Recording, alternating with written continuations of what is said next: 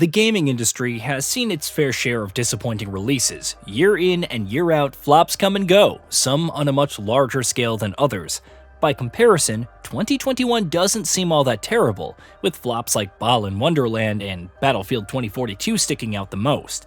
However, it also marked the launch of Grand Theft Auto: The Trilogy, the definitive edition, which packed Rockstar's classic 3D trilogy of Grand Theft Auto 3, Grand Theft Auto Vice City, and Grand Theft Auto San Andreas into one remastered compilation. If you don't respect your body, ain't nobody gonna respect you.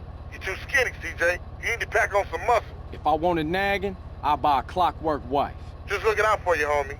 To say that all three titles are beloved amongst fans would be an understatement, especially given how they influenced modern open worlds as we know them. Even with the trilogy's lack of footage leading up to the launch, everyone was still hyped. Of course, the rest is history. Performance issues on consoles, misspelt signs, glitches, bugs, crashes, broken animations, oddly modeled characters, some who looked nothing like the original games, that rain from San Andreas which made it difficult to see anything, and more were all only the beginning. That it cost $60 rubbed many the wrong way. Its Metacritic user score plummeted to 0.4 at launch and currently sits at 1.1.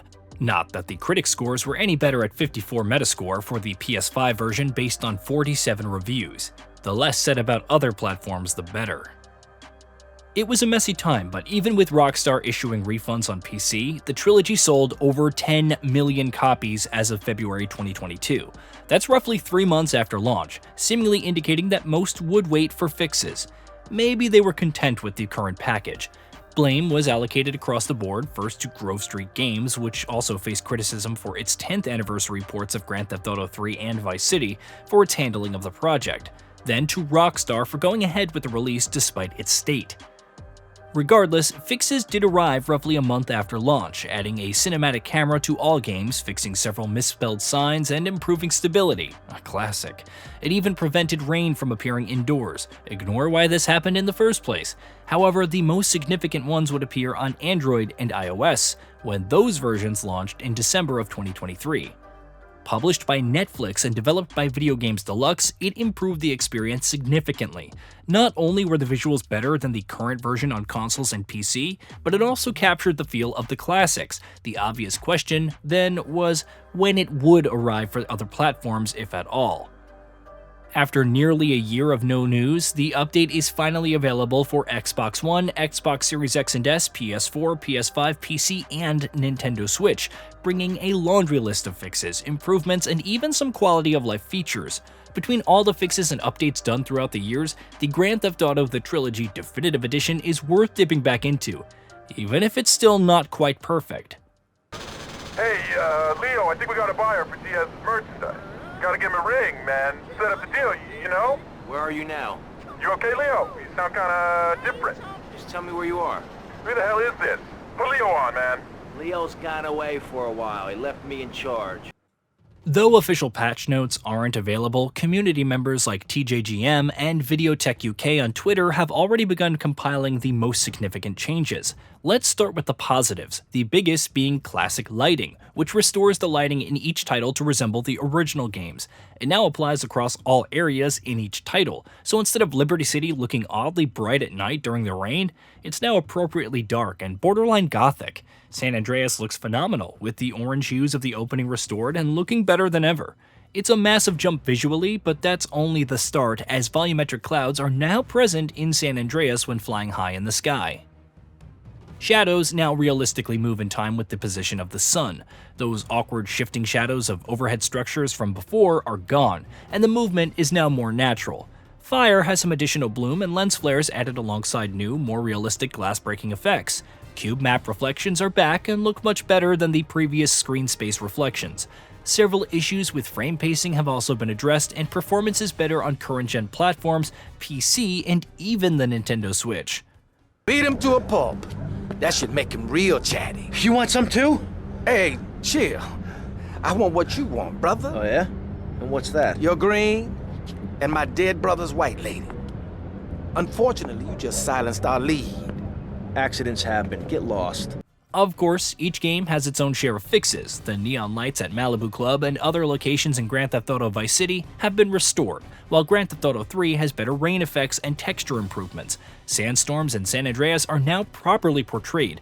Market Station now looks far better, with lighting added to the tunnels. CJ's character models while cycling has been fixed, and perhaps most important of all, the lampposts throughout the world are now orange instead of white. It's truly a brand new world. Even the birds have returned across all 3 games. There are a fair number of gameplay improvements as well. Grand Theft Auto 3 and Vice City now allow for shooting and moving with weapons like shotguns and assault rifles, which previously wasn't possible. Movement animations while aiming also look far smoother. You can also pause during cutscenes and save files to display the date and time, making it far easier to discern.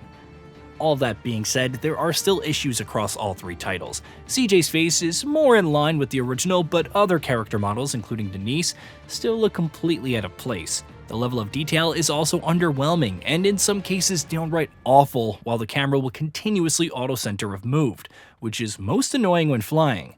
Poorly upscaled artwork can still be found in San Andreas, and interior lighting requires changes to resemble the original games.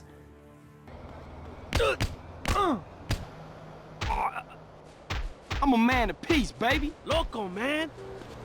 Nevertheless, the current state of the trilogy is far superior to its launch. It wouldn't be without controversy, of course, with Grove Street Games' logo and name being removed from the intro and main screen menus. Founder Thomas Williamson criticized the removal of developers from the game's credits, which isn't the case, but also revealed that the update includes hundreds of fixes that were provided by those developers that stayed out of players' hands for years. Which fixes the studio specifically worked on in the update is unknown, but it does raise an interesting point. Considering the fixes arrived in the mobile versions last year, what took so long to bring them to the other platforms? An agreement with Netflix? Extensive testing to ensure they landed without breaking more things than they fixed? We'll never know, but the timing is odd, or maybe not considering the holiday season.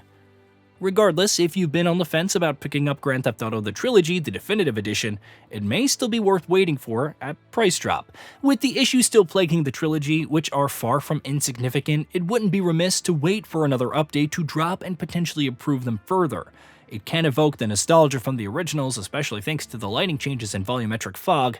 However, there's still much work to be done before the redemption story is complete.